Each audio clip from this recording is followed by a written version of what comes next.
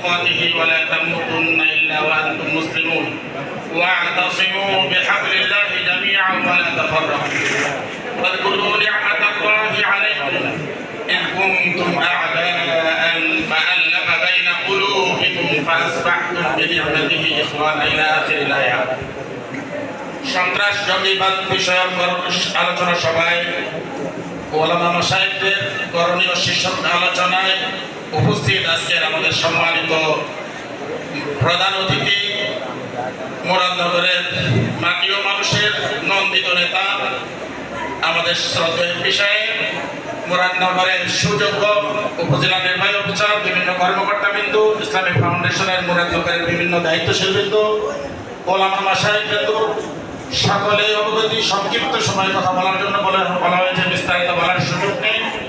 এজন্য সূরা আলে ইমরানের 102 এবং 3 নম্বর আয়াত আমি তেলাওয়াত করেছি, পাশাপাশি সূরা বাকারার একটি ছোট্ট আয়াতের অংশ। আল্লাহ সুবহানাহু ওয়া তাআলা ইসলামকে পাঠিয়েছেন এই পৃথিবী থেকে সন্ত্রাস এবং জঙ্গিবাদকে দূর করার জন্য। সূরা আলে ইমরানের শুরুতেই আল্লাহ বলছেন, এই ইসলাম আসার পূর্বে আরবদের কি করুণ অবস্থা ছিল আমরা যারা ইতিহাস চর্চা করছি সকলেই জানি। এমনকি পিতা পুত্রের মধ্যে, মাতা সন্তানের মধ্যেও তারা সন্ত্রাসবাদ চালাতে কোনো দ্বিধাবোধ করতো না, আপন সন্তানকে হত্যা করতেও তারা দ্বিধা সংকোচ করতো না।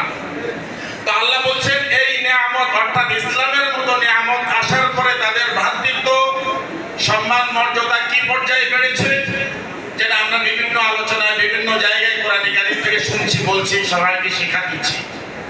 আমি মনে করি এই সরকারকে অসংখ্য অগণিত ধন্যবাদ যে সরকার ইসলামিক ফাউন্ডেশনের মাধ্যমে এই দেশের সমস্ত জনগোষ্ঠীর কাছে সন্ত্রাস জঙ্গিবাদ সম্পর্কে যথাযথ কথা তুলে দেওয়ার জন্য ওলামা মাশায়েখদেরকে জিম্মাদারি দিয়েছেন। এই জন্য সরকারকে অসংখ্য অগণিত ধন্যবাদ জানাচ্ছি।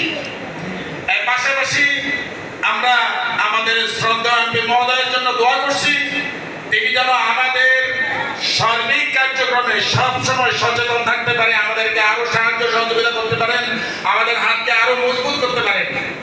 যদিও প্রচলিত প্রবাদ ইসলামের নামে কেউ সন্ত্রাসবাদকে চালিয়ে দেওয়ার চেষ্টা করছে, এটা এখন পক্ষে এই গুজব থেকে সচেতন জাতি, শিক্ষিত জাতি, আমাদের সরকারের উচ্চ পদস্থ কর্মকর্তাগণ সকলে বিরত। কারণ সকলেই বুঝেন যারা ইসলামকে স্বাধীনতার সূচনা লগ্ন থেকে ইসলামী ফাউন্ডেশন প্রতিষ্ঠা করে ইসলামকে যথাযথ শক্তি এবং রূপ দিতে চেয়েছেন, তারা কখনো এই বিশ্বাস করেন না যারা ইসলামের পতাকা নাই তারাই সন্ত্রাস করে, বরঞ্চ এই অপপ্রচারের বিরুদ্ধে তারা সবসময় সজাগ থাকে। আমরা কারো কথাই কান না দিয়ে আমাদের উপরে যেহেতু আল্লাহ প্রদত্ত দায়িত্ব, রাষ্ট্র প্রদত্ত দায়িত্ব অর্পিত হয়েছে, আমরা যেন সকলে সেই দায়িত্ব আমানতদারের সাথে যথাযথ পালন করতে পারি এবং সরকারের মুখকে উজ্জ্বল করতে পারি, আমাদের মান ইজ্জতকে বৃদ্ধি করে আমাদের অধিকার আরো বেশি আদায় করতে পারি, সেই তৌফিক আমাদের সবাইকে যেন আল্লাহ দান করেন। সকলের কাছে আহ্বান রেখে আমি আমার সংক্ষিপ্ত আলোচনা শেষ করছি। আসসালামু আলাইকুম ওয়া রাহমাতুল্লাহ। মারহাবা মারহাবা।